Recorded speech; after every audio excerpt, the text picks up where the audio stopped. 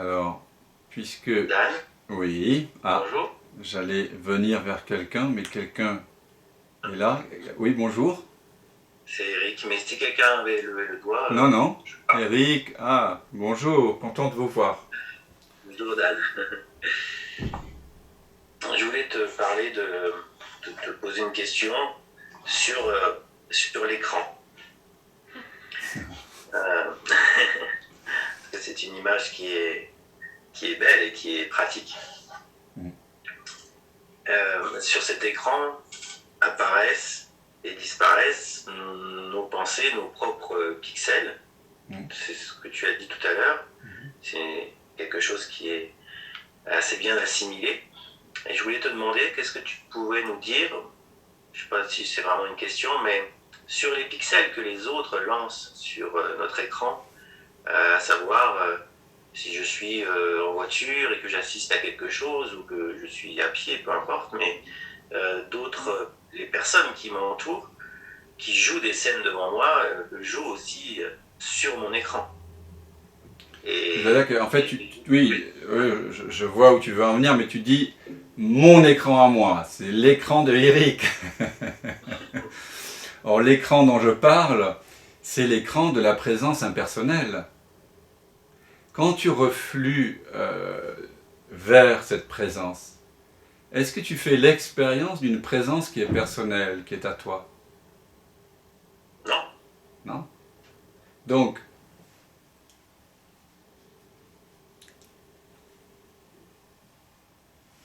les sensations du corps de Eric, est-ce que tu les choisis? Est-ce que tu as choisi leur ordre d'apparition? Non, sûrement pas. Et les pensées, est-ce qu'il y a quelqu'un qui choisit dans une antichambre les pensées qui tirent les fils qui nous remuent, comme disait, c'est le diable qui tire les fils qui nous remuent, comme disait Baudelaire? Est-ce qu'il y a quelqu'un? Non plus. Donc les pixels du corps de Eric sont du même ordre que les pixels de la pluie, de la neige et des autres.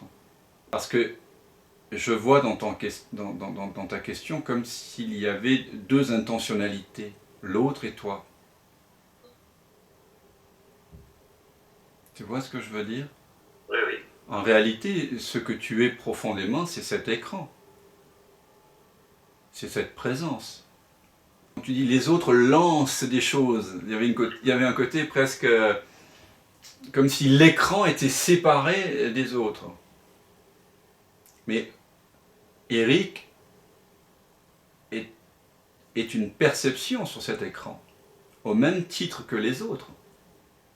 Le corps mental nommé Eric, la personne, apparaît sur cet écran.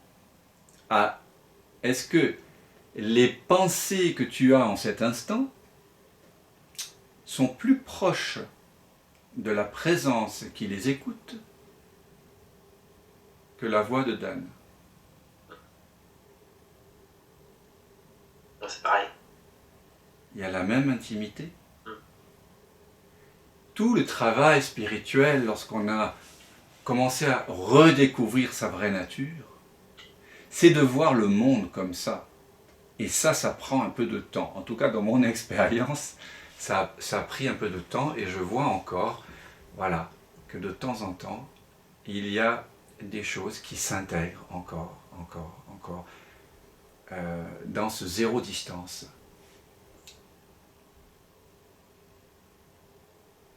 Parce que ta question, elle est venue parce que tu étais positionné en tant qu'Éric, tu vois. Ce qui est naturel. Sinon, d'ailleurs, on ne pose pas de questions. Et je te remercie pour ton honnêteté. Merci Dan. Mais je ne sais pas si ça résonne pour toi. Ça résonne. Très bien. Merci. Je t'en prie. Ça fait plaisir de vous voir. Bonsoir, j'aimerais poser une question, Dan, s'il vous plaît. Bonsoir Laurent. J'aimerais savoir si le zéro distance, on pourrait aussi, bien sûr ce sont des mots, le définir comme l'espace infini de toute la conscience en fait. Bien sûr, bien sûr. D'ailleurs, quand tu expérimentes ta propre conscience, comment tu étais là depuis le début, j'imagine? Oui. Parce que je ne t'ai pas vu arriver après, donc je suppose que tu étais là, tu as suivi la méditation. Je suis arrivé à 20h02, quelque chose comme ça, je Bon, sais pas. ça va. Il y a le contrôle. Donc, je suppose que ce que tu découvres en toi, c'est un espace infini. Tu ne peux pas trouver de limite. Donc, tu es tout de suite au contact, finalement, de cet infini, dans lequel, d'ailleurs, on peut infiniment plonger. Et c'est pour ça que Jésus, il dit moi et le Père, parce que le Père, c'est cette conscience, hein, c'est la conscience. Moi et le Père sommes un. Et c'est pour ça que dans la tradition aussi de l'Advaita Vedanta, une des grandes sentences des Upanishads, des grands textes de l'Advaita Vedanta, c'est Atman est Brahman. L'Atman, le soi, est l'infini. Donc, ce que tu découvres en toi, quand tu reflues vers la conscience, c'est une conscience au final qui est de plus en plus évidemment infinie, sans localisation. Donc oui, les pixels zéro distance, c'est voir que tout apparaît à 0 cm de cette présence que tu découvres. Et c'est toi, ni plus ni moins. C'est toi.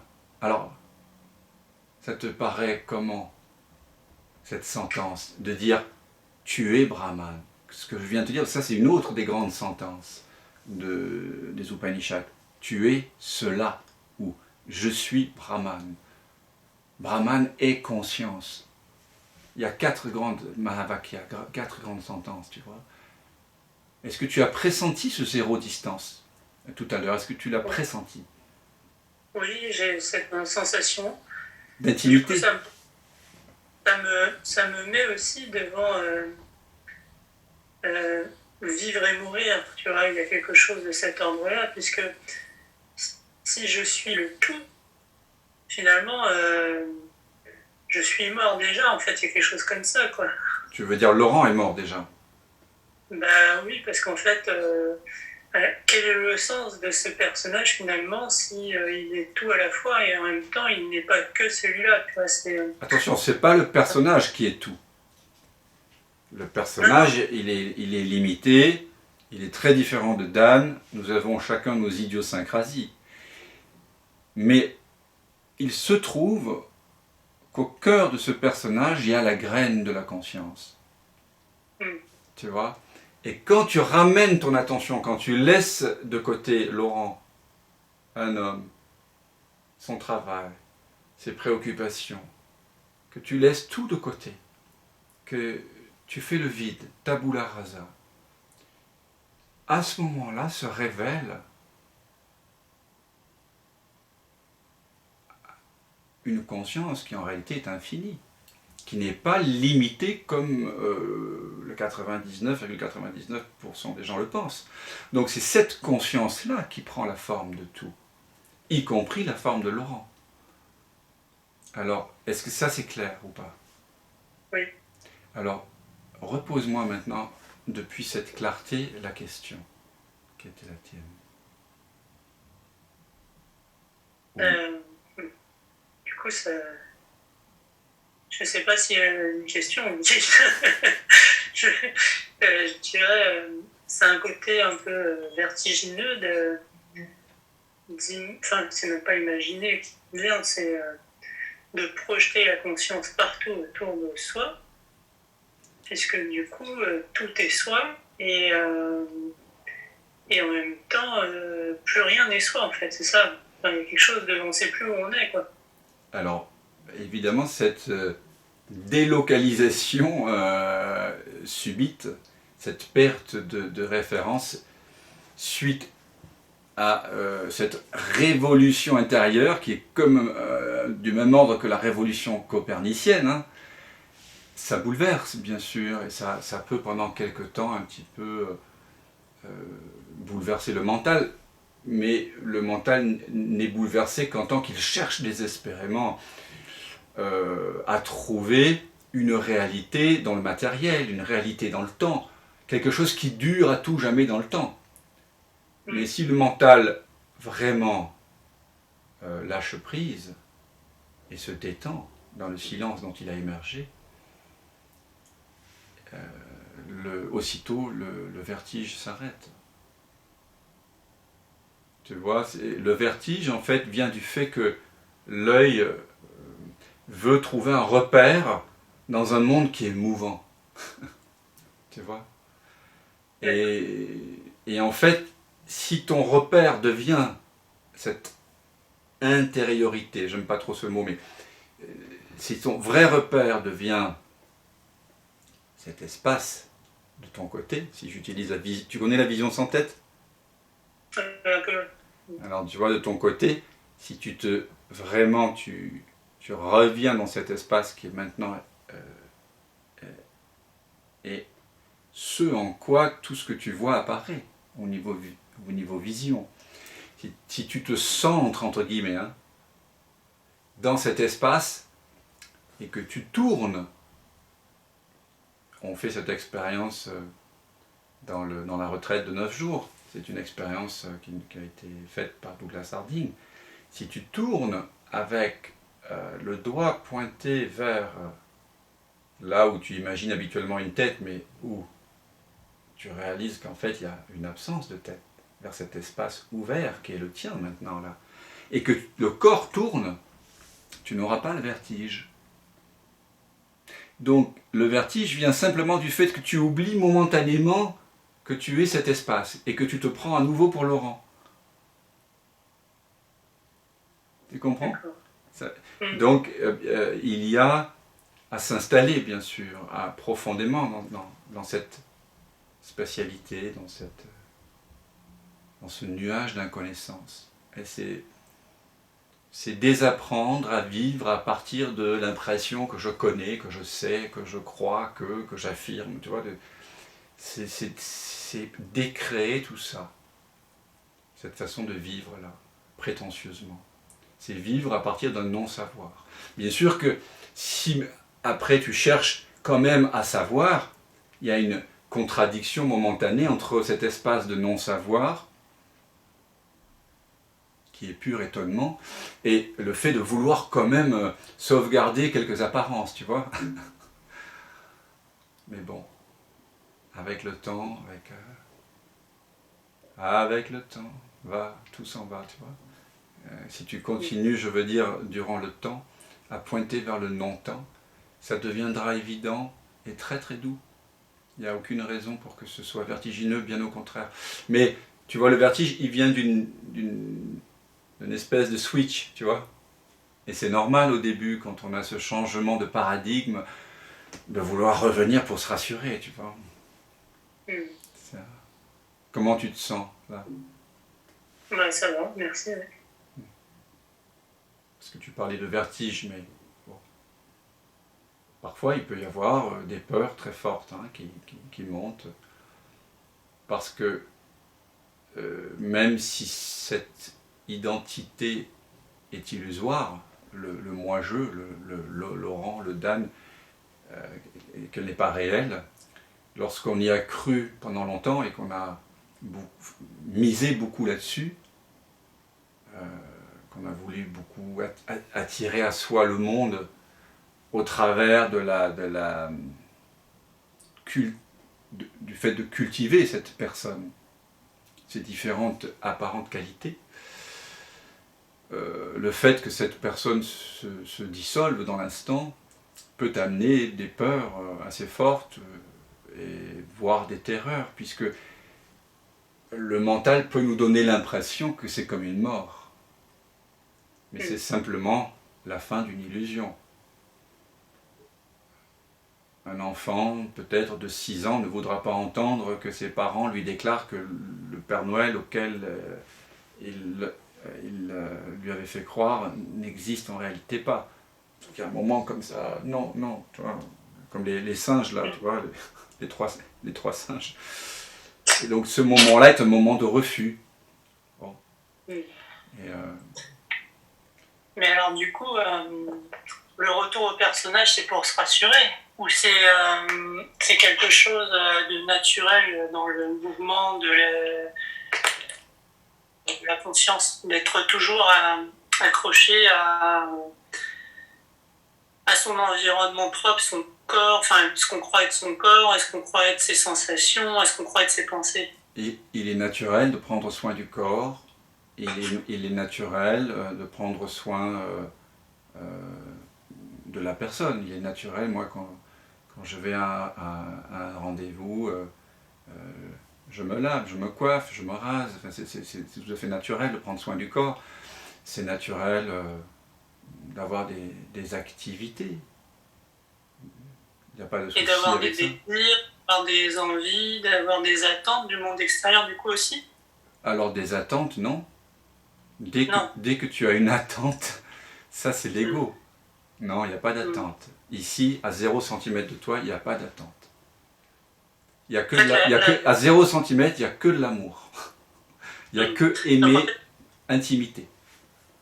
Si je intellectualise la chose, mais c'est peut-être pas ce qu'il faudrait faire, mais disons que si j'intellectualise la chose, l'idéal de vie, c'est d'être à la fois en conscience et en même temps dans la vie sans attente, si je simplifie un peu. Oui, c'est vivre à partir de cet espace de vision sans tête, à partir de ce non-savoir.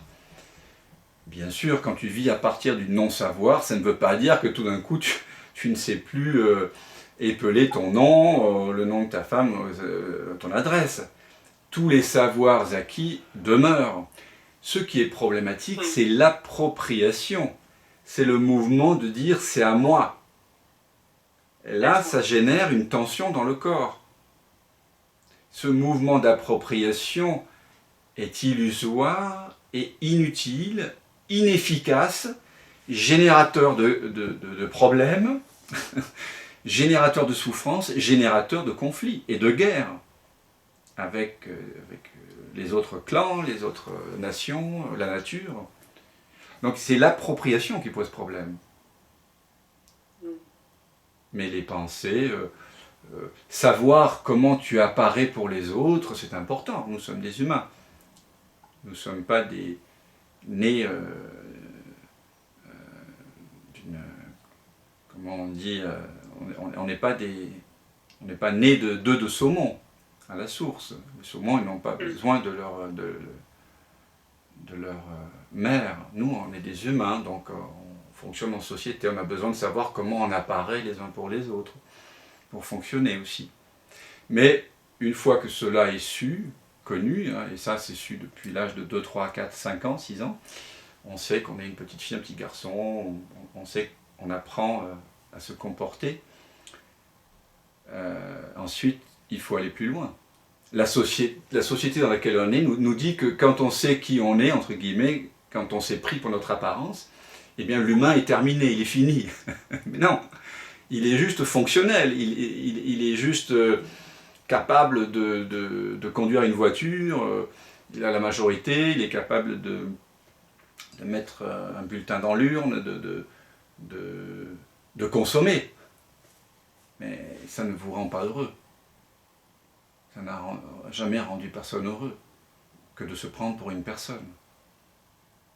Chaque fois que nous avons ressenti une paix profonde dans notre vie, de la joie, de la liberté, de l'amour, de l'unité, c'est que la croyance d'être quelqu'un avait subrepticement disparu. Pourquoi les gens vont au concert, écouter de la musique? Hier, je chantais sur scène à l'Opéra de Paris Rigoletto. Une histoire assez abracadabrante, mais enfin la musique est magnifique. Il y avait 2700 personnes dans la salle. Pourquoi ils viennent? Ils viennent pour vivre un moment d'unité, pour s'oublier soi-même, pour perdre la tête, comme disait Douglas Harding. Lose your head and win a brand new world. Perds ta tête et gagne un monde. Parce qu'à un moment donné, on a besoin de moments d'intimité.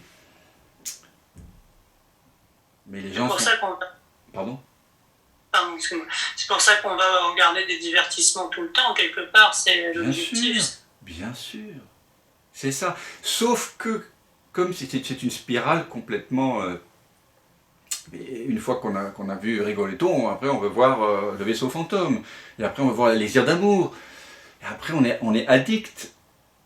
Qu'on soit addict à l'art, au sexe, à la drogue, à l'amitié, à la boisson ou au crack, c'est la même chose. C'est le fait de ne pas comprendre l'origine de l'amour, l'origine de la paix. Et on peut aussi reconnaître ce que l'on est et quand même aller au concert, hein. Ou avoir envie de gravir l'Everest, pourquoi pas, ou fumer un pétard, ou que sais-je, enfin je veux dire, il n'y a rien qui est exclu. L'un, il inclut tout. Simplement, ce ne sera plus un désir pour assouvir ce fantasme de paix permanente. C'est pas pour combler un manque en fait. Voilà, c'est ça. Ouais. C'est ça, exactement. Ouais. C'est ça. Il y a Eric qui dit « Sans l'illusion que le désir soit satisfait infiniment et éternellement, c'est la différence dans l'action. » Oui, parce qu'à ce moment-là, vous agissez finalement... on continue à agir puisque la vie est action. On pourrait pas ne pas agir en fait. C'est un fantasme ça. On a beaucoup de fantasmes autour de ça parce que on a beaucoup de représentations de gens en méditation. Et d'histoires de Bouddha qui restent dans des postures dans lesquelles on n'arrive plus dont on n'arrive plus à les sortir 3 ans ou 10 ans après. Enfin, il y a plein d'histoires. D'ailleurs, Ramana Maharshi lui-même était tellement profondément, d'ailleurs on peut le comprendre, quand on est tellement profondément, on a reflué tellement profondément dans le soi, il est possible, oui, d'oublier complètement de se nourrir, etc. Ça peut arriver, oui. Ça peut arriver. La joie de Amrita, l'immortalité, cette reconnaissance que ce que nous sommes est hors du temps, atemporel. Cette joie est tellement grande que ça peut arriver, mais enfin, on peut aussi vivre sa vraie nature en agissant en tant que père de famille, en tant qu'époux, en tant qu'amant, en tant que citoyen, bien sûr. Merci beaucoup, Nan. Bien, merci à toi, Laurent. C'est la première fois que je te vois ou... Oui, c'est le cas. D'accord. Tu es bienvenue. Merci beaucoup. Merci à toi. Vous voyez, l'important, c'est pas tout ce qu'on a dit ce soir, c'est le parfum. Hein. Il y a un parfum de liberté, de joie, d'amour, de présence.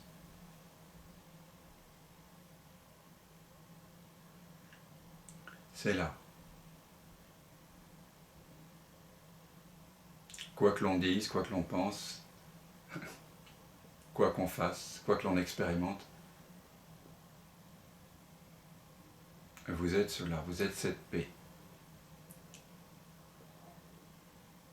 Et à un moment donné, il est possible juste de le réaliser complètement, c'est-à-dire de ne plus avoir aucun doute finalement.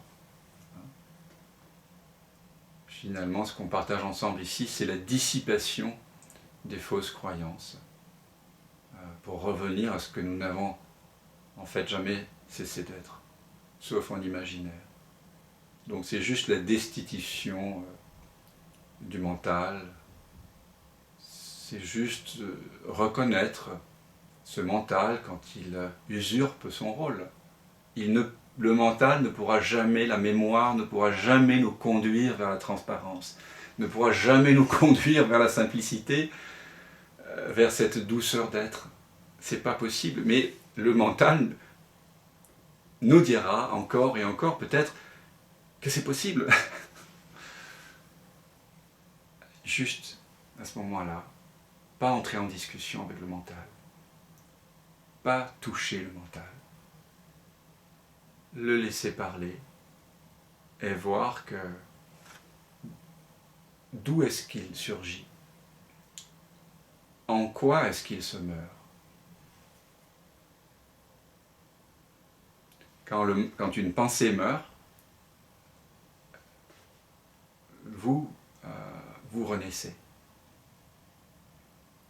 Vous réalisez que c'est en vous qu'elle meurt, la pensée.